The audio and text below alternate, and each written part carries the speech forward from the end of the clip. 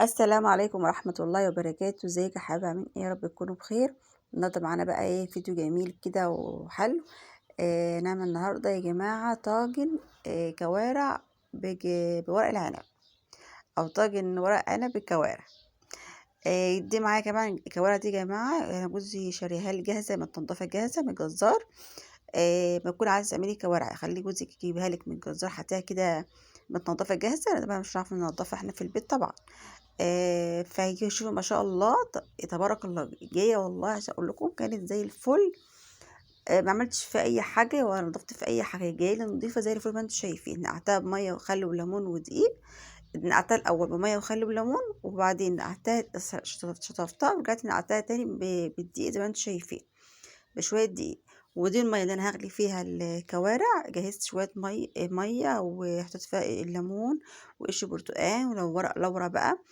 آمم، زي ما أنتِ شايفة، أو ممكن شوية جنزبيل. كل الحاجات دي يا جماعة بتشيل إيه، بيطلّع الريم بيطلع فيها وبتشيل ريحة الزفرة.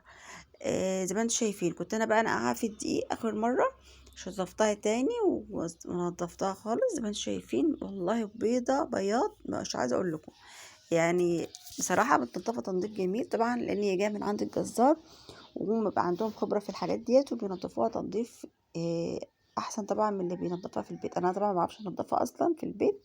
أنا أصلًا ما يعني أنا أصلًا مش إيه، آمم أنا ما باكلهاش أصلًا يعني، بس أنا عاملاها عشان خاطر جوزي، ويعني مش كلنا بناكلها يعني، في بياكلها عندنا وفي مش بياكلها. فالمهم دي بقى البصلة. أنا كده خلاص ولّعت على المَيّة يعني إيه تغلي فيها الكوارع، فقُلت جايز معايا بقى إيه، نعمل ورق عنب، فهاعمل بقى الخلطة بتاعة المحشي.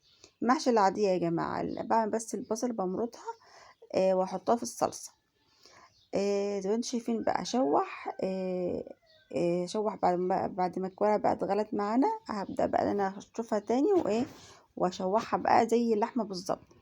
فجبت بقى شوية زيت، أو شوية زيت على سمنة أو زبدة زي ما انت عايزة. تحطي فيها مستكة بقى وحبهان وورق لورا بصلاية بيضة بقى، أو مش عندك بصل أبيض، بصل عادي. وبتستني ما الزيت يسخن شوية وبتنزلي بالمكونات دي كلها. أنزل بقى بالبصلة ومستكة وحبهان، بس أنا ما عنديش ورق لورا، مستكة وحبهان بس. ونزلت بقى بإيه بالكوارع، أشوحها تشويح كده خفيف، وبعدين أنزل عليها بالمية السخنة كده. تبصي هتشربي شوربة كوارع مش عايزة أقولك بياض ايه ونظافة ايه، ولا لها أي ريحة ولا أي حاجة، لأن طبعا انت غليتيها وكبتي ميتها وشطفتيها وظبطيها، ما عادش تلاقي فيها أي ايه ريحة أي حاجة مش حلوة خالص. وعايزة أقولك كمان والله جايالي، يعني أنا أول مرة أشم ريحة الكوارع، مفيش فيها أي ريحة خالص، مفيش لا أي ريحة خالص يعني. كانت نظيفة وزي الفل. وشربتها مفيش لا أي ريحة والله. المهم يا جماعة، اقلبها بقى يمين وشمال، اشوحها يعني من جنبين تشويح كده خفيف، وبعدين انزل عليها بالميه الدافيه، قصدي الميه المغليه. وانت بتشوحها بقى ترش عليها ملح وفلفل، شويه ملح صغيرين وفلفل صغيرين، وخلاص وكده خلصت معانا. كوارع هنحط بقى على الميه السخنه ونسيبها بقى لما تستوي تماما، وبعدين هنشوف هنعمل ايه تاني. امشي معايا بس بالخطوات دي لو انت طبعا اول مره تعملي كوارع زي حالتي كده. انا اول مره اعملها بصراحه وعملتها معاكم، بس عايزه اقول لكم بجد يعني ايه، عايزه اقول لكم طلعت معايا جميله قوي ما شاء الله. او يعني اللي اكلوا منها مبسوطين منها. زي ما انتم شايفين انا كده شوحتها اهو. عايزه اقول لكم طالعه شربتها جميله وريحتها حلوه ومفيش في اي حاجه. كنت بقى جايبه معاها ورق عنب، وعملت ورق العنب يا جماعه شوحتها زي يعني، قصدي يعني ورق العنب انا كنت جايباه طازه طبعا. عملته في ميه سخنه، وزي يعني ايه الناس كلها عارفه ورق العنب بيتعمل ازاي. الميه السخنه كده تنزلي عليه وبعدين تطلعيه على طول. اللهم صل على النبي. وبعدين يا جماعه كده خلصت، حطيت الميه السخنه على الكوارع وغطي عليها يعني اخليها الميه مغطياها خالص، واسيبها بقى ايه تستوي. وما تقرب تستوي بنزل عليها بشويه ملح كمان، ظبط بقى ملحها وظبط حدقها وكده. وبعد كده اشتغل فيها بقى ايه في الطاجن. كده خلاص خلصنا، نغطي عليها بقى ونسيبها تستوي. جينا بقى عشان نعمل الخلطة بتاعة المحشي، اللي هي الخلطة العادية بتاعة المحشي العادية يا جماعة. دي الرز غسلته وحطيت عليه الخضرة كزبرة وشبت وبقدونس. ودي الصلصة كنت جهزتها بقى، كنت عملت البصل اللي كنت شفتها معايا من شوية. بصل حطيت عليها ملح وفلفل وكمون وكزبرة ناشفة، ومرطتهم ونزلت عليهم ايه في الصلصة، وتوم برضو مفروم. ويعني البصل يعني قلبتين كده مع الصلصة، وخلاص وطفيت عليه وقمت حطها بقى على الرز زي ما انتم شايفين، وقلبت كله مع بعضه. وابدا بقى ان انا احشي بقى ايه الورق العنب، بس انا ما جبتش معاكم في الفيديو وانا بحشيه عشان الفيديو ما يطولش يعني وكده. فانا قلت واحنا كلنا يعني عارفين بيتحشي ازاي يعني المحشي، لان كنت عملته ايه قبل كده معاكم، فما ما حبيتش ان انا ايه اعمله تاني عشان ما ازهقكوش يعني. فانا قلت ايه اوريكم بس الخطوات وخلاص. وكده هقوم بقى هقعد احشي ورق العنب. كان عندي كيس كرنب برضو، عملت حلة تانية فيها كرنب حشيت فيها برضو تشكيلة ورق عنب. على يعني ايه شوية كرنب كده، شوية كرنب صغيرين عشان الأولاد يعني. دي الحلة حطيت فيها بقى من تحت بقى شرايح بصل طماطم قرن شطة. برضو شوية خضرة من العدين بتاعت الخضرة. والطاجن برضو نفس الكلام، قطعت فيها شرايح بصل شرايح طماطم توم سليم وبس، ده في الطاجن. فانا قلت هعمل بقى اعمل الطاجن واظبط الطاجن يعني، واعمل والباقي ايه عملته في حله للاولاد، لان زي ما قلت لكم فينا عندي بيحبش الكوارع، فانا عملت ايه كده وكده عشان اللي مش بيحب المحشي في الكوارع ما ياكل ايه اللي في الحله. زي ما انتم شايفين شفتوا كده الشوربه كانت طالعه معانا جميله ازاي وبيضه ازاي.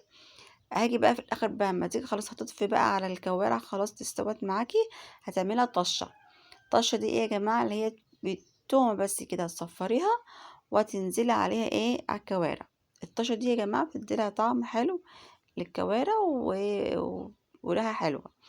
انا طبعا عامله مش توم كتير، ما كترش يعني التوم، ان انا مش عامله كميه الكوارع كلها، انا عامله نص الكميه، والنص التاني قلت اعمله مره تانية عشان مبقاش كتير علينا يعني، إن مش كلنا زي ما قلت لكم بناكلها.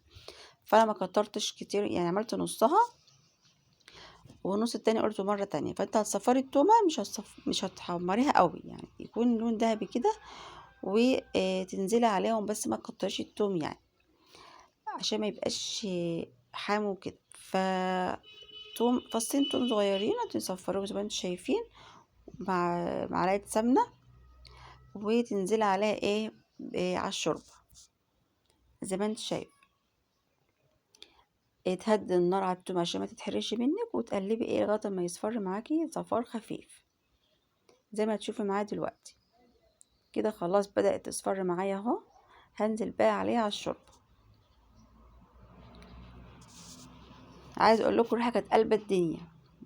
احنا كنا الكلام ده كان يوم الجمعه، وبصوا بقى الريحه كانت قلبة الدنيا في البيت. زي ما انتم شايفين حطيت بقى التومه، طشه التومه على الكوارع زي ما انتم شايفين، وقلبها وخلاص. وكده كنت طفيت بقى هطفي بقى عليها عشان اعمل الطاجن. هرصها بقى في الطاجن من تحت، وبعدين احط ورق العنب عليها. خلاص يا جماعه انا كده ماشيه معاكم واوتي كل الخطوات بالظبط. كنت بس حطيت بس معلقتين كده من الشوربه عشان لو في اي توم في الطاسه تبقى تنزل معانا يعني في الشوربه. كده خلاص بقى طفيت على الكوارع وعملت الطاجن، كنت انا مجهزه له الحاجه بتاعته. احط بقى رز تبقى الكوارع من تحت زي ما انتوا هتشوفوا معايا، وبعدين احط ورق العنب بقى من فوق، وشوفوا الخطوات بعد كده هنعمل فيها ايه. جربوا يا جماعه الطريقه بتاعتي ديت، والله بجد مش هتندموا. طريقه يعني بقى عايزه اقول لكم الريحه كانت جايه باخر الشارع، وما شاء الله كانت طعمها كان ريحتها جميله، وكانت طعمها كان جميل. كل اللي اكلوا منها شكروا فيها الحمد لله. يا جماعه النفس ده بصراحه بيبقى الاكل ده نفس بصراحه. زي ما بيقولوا الاكل نفس يعني. مش اي حد طبعا بيعمل كوارع او يعرف يطبخها وتطلع معاه حلوة يعني. أنا بشكرش في نفسي الحمد لله، بس هو فعلا الأكل نفس يعني. ممكن الناس تانية تعمل الكوارع وما تطلعش معاها حلوة. بس أنا عايزة أقول لكم أنا أول مرة أعملها، بس الحمد لله طلعت معايا مظبوطة وجميلة. زي ما انتم شايفين كده رصيت الكوارع اهوت. احط بقى ايه، دي صلصه كنت عاملاها بتومه وكزبره ناشفه وملح وكمون وفلفل. وبعدين هتنزل بقى عليها بقى ايه على الكوارع زي ما انتم شايفين كده. وانزل بقى احط ارص بقى ورق العنب زي ما انتم شايفين. هترص ورق العنب، انا رصيته عشوائي بصراحه، انا مش عامله بقى بالرصه اللي بالكم فيها التانية دي زي ما الناس بتعملها، لا انا عاملاها عشوائي وطلعت معايا مظبوطه وجميله. زي ما انتم شايفين هرصها رص كده يعني ايه, يعني عشوائي يعني، بس طلع يعني ايه مش اي كلام يعني. برضو رصها برضو ايه رص يعني ايه مظبوط يعني. اظبط بس الطاجن كده زي ما انتم شايفين. وانا كنت بقى ايه عملت حله تانية قلت للاولاد زي ما انت شايفه اهو. هرص بقى الرصه زي ما انتم شايفين اهو. يعني تحاولي بقدر الامكان انت تظبطي الرصه بتاعتك برضو يبقى كلهم مترصصين جنب بعض اهو زي ما انت شايفه. عايز اقولك والله كان طعمه روعه يعني انا اكلت منه كان طعمه جميل، بس ما انا اكلت من الورق العنب نفسه يعني. ما شاء الله تبارك الله، كل اللي اكل منه شكر فيه من طعمته. جربي بس الطريقه ديت على مسؤوليتي. المهم يا جماعه، انا كنت خلاص خلصت اهو. احط بقى ايه الميه، تحط له بقى ميه مغليه. وعايز اقول لك على حاجه كمان، قبل ما تكوني يعملي الخطوات دي كلها تحطي الكوارع وكله، تسخني الطاجن كويس في الفرن عشان يقلب معاكي بسرعه. انا كنت سخنته وبعدين حطيت فيه كل الحاجات دي. هتظبطي الميه بتاعته، ما تكترش الميه.